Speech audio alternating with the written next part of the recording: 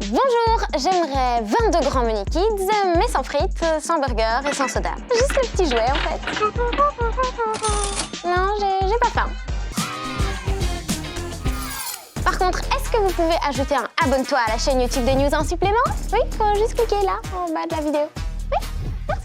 Je ne sais pas si cet homme a fait comme moi, mais je vous présente Percival Lug. Ce Philippin collectionne depuis ses 6 ans les jouets que vous trouvez dans les box de fast-food comme McDo, Burger King ou Quick. En un peu moins de 50 ans, l'homme a amassé plus de 20 000 jouets et sa maison de 3 étages en est littéralement envahie, ce qui lui permet de figurer dans le célèbre livre des records, même s'il avoue qu'il n'en connaît pas vraiment le nombre exact.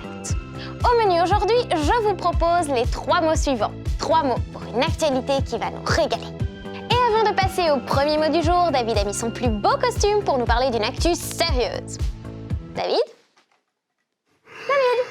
Oui. Hein?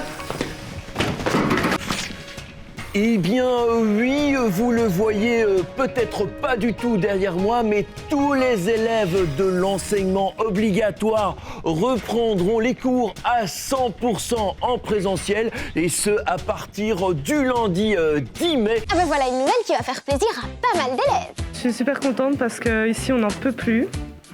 On a trop de travail. À chaque fois, toutes les interros, elles sont regroupées. En plus, on voit plus nos amis. C'est bien qu'il y ait cette décision, moi, je trouve. Et j'espère qu'elle sera jusqu'à la fin de l'année pour pas tout changer encore une fois. C'est vrai que les cours à moitié à la maison et à moitié en présentiel, c'était pas très cool, hein? Voilà pourquoi 100% était notre beau bonus du jour. Je vous présente nos athlètes belges qui iront aux Jeux Olympiques de Tokyo cet été. Et pour être sûr que les sportifs sélectionnés pour représenter la Belgique puissent s'y rendre en toute sécurité, ils vont se faire vacciner contre le coronavirus. Et cette vaccination a commencé aujourd'hui à Bruxelles pour les 170 athlètes olympiques et 55 athlètes paralympiques déjà sélectionnés. La vaccination n'est pas obligatoire, mais personne ne l'a refusée. Au contraire. C'est un stress en moins pour la préparation pour Tokyo, et maintenant on peut s'entraîner en plus d'apaisement et se préparer plus tranquille. On les comprend ces sportifs. Imaginez, vous vous entraînez toute votre vie pour participer aux Jeux Olympiques et là, vous êtes recalé parce que vous êtes testé positif au coronavirus. Vraiment pas cool. Mais bon, cette décision de vacciner les sportifs en priorité ne plaît pas à tout le monde. Certains disent qu'ils sont privilégiés. Tout un débat sur la vaccination olympique qui était l'un de nos mots du jour. Voilà, comme ça je suis sûre qu'on me verra bien dans la circulation. On n'est jamais trop prudent. Et oui, le nombre d'accidents de vélo est en augmentation. Forcément, il y a de plus en plus d'utilisateurs de vélo et donc malheureusement plus d'accidents. Chaque jour en Belgique, 14 enfants sont impliqués dans un accident sur le chemin de l'école. Pour éviter cela au maximum, mieux vaut suivre quelques conseils de prévention. On va conseiller aux parents peut-être de faire le trajet avec l'enfant, que ce soit le trajet de l'école ou même le trajet pour aller au sport. Pourquoi? Eh bien tout simplement comme ça, on repère les dangers qu'il y a sur la route, les risques qu'il y a de connexion avec d'autres véhicules, et comme ça permet aux plus jeunes, à l'enfant finalement qui va prendre son vélo, de connaître l'itinéraire et déjà d'avoir quelques a priori sur la route qu'il va faire. Et attention à ne pas prendre un sac trop lourd pour se rendre à l'école, sinon on risque de perdre l'équilibre. Bon, moi ça va, mais je vais quand même laisser Mickaël vous donner d'autres conseils de prudence pendant que j'essaye de me relever. S'il y a une piste cyclable, il faut la prendre. Si on a le moyen d'être sur une zone propre, c'est-à-dire une zone qui est complètement à côté de la route et qui nous permet d'aller à l'école avec ça, on la prend aussi. Alors le GSM par contre, ça c'est interdit sur la route. On peut par contre écouter de la musique. Mais il ne faut pas oublier que quand on écoute de la musique, on n'entend pas l'environnement qu'il y a autour de soi, on n'entend pas les voitures, on n'entend pas les camions, et donc on prend un risque supplémentaire. Ça, c'est vraiment des conseils qu'il faut mettre en avant.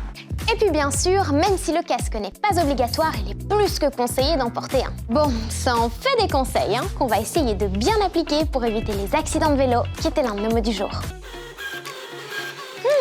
Pour le repas de ce soir, ce sera carottes en forme d'œuf en chocolat. C'est un bon repas, ça, non?